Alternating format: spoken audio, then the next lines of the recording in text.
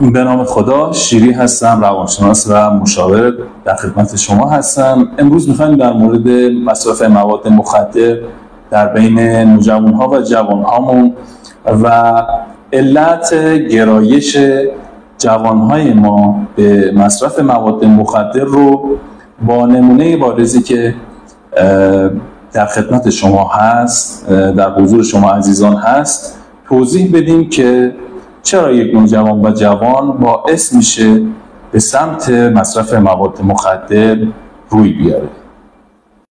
میسم هستم، 38 ساله، ساکن عراق، فوق لیسانس عمران، گرایش سازه از دانشگاه سراسری شهید باهنر کرمان.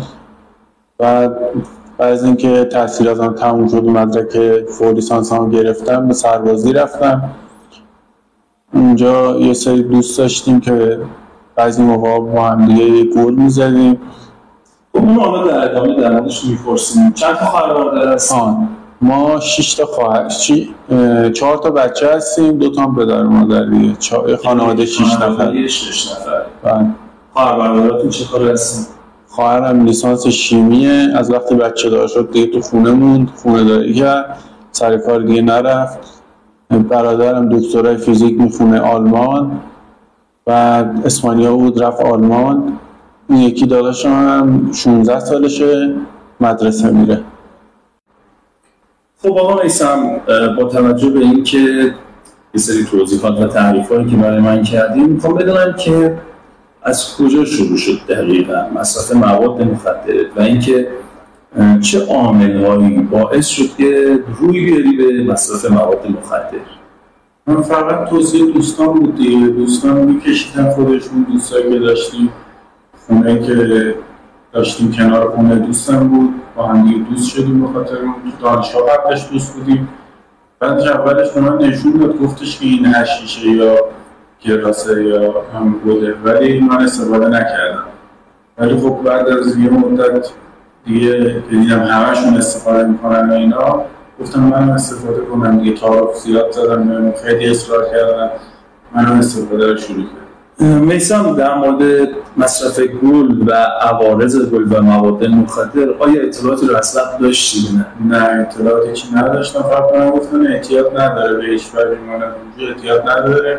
کیا اینو میگفتن؟ دوستان که خودشون مصرف کننده بودن. برای اولین بار چه سالی، توی چه سنی بودی که مصرف رو شروع کردی؟ من از سال 91 از سال 90 یا 91 شروع کردم به مصرف بود. تا بعد روز مصرف چه میزان بود؟ چقدر در طول روز مصرف می‌کردی؟ در طول روز 1 رول یا 2 تا رول. بعد چند سال ادامه دار بود؟ 2 سال. 2 سال. توی این 2 سال چه اتفاقایی برای تو افتاد؟ چه از نظر روانی، چه از نظر فرهنگی و اجتماعی که و یا اینجوری بگم اون پایگاه اجتماعی که توی جامعه و خانواده داشتی چه اتفاقی براش افتاد؟ یه مقدار عصبی‌تر شده بودم. به اعصابم فشار می‌اومد بعضی وقتا که مصرف نمی‌کردم. بعد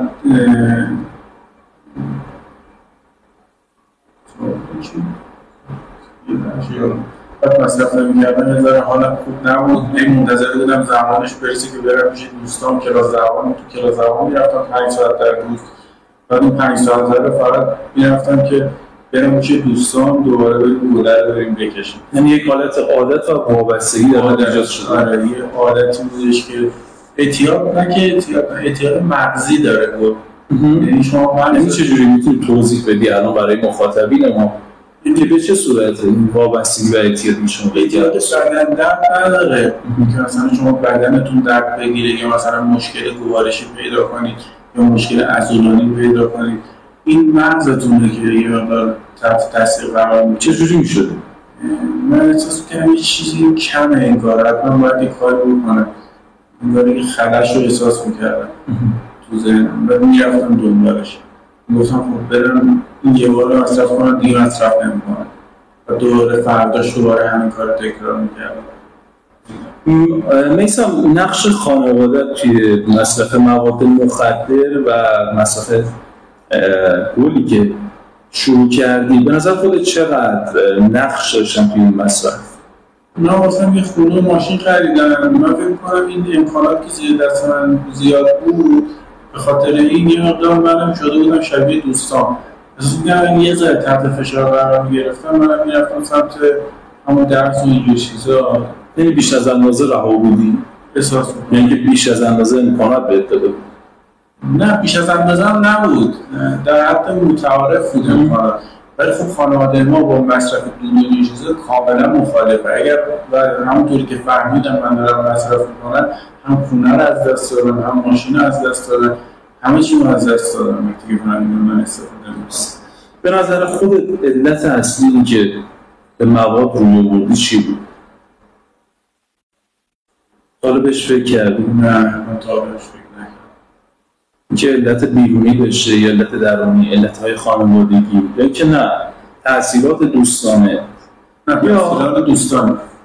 یعنی به نظر خودت بیشتر تأثیرات منفی که قرار بود انجام بشه یا تأثیراتی که روی شما بود از طرف دوستانتون؟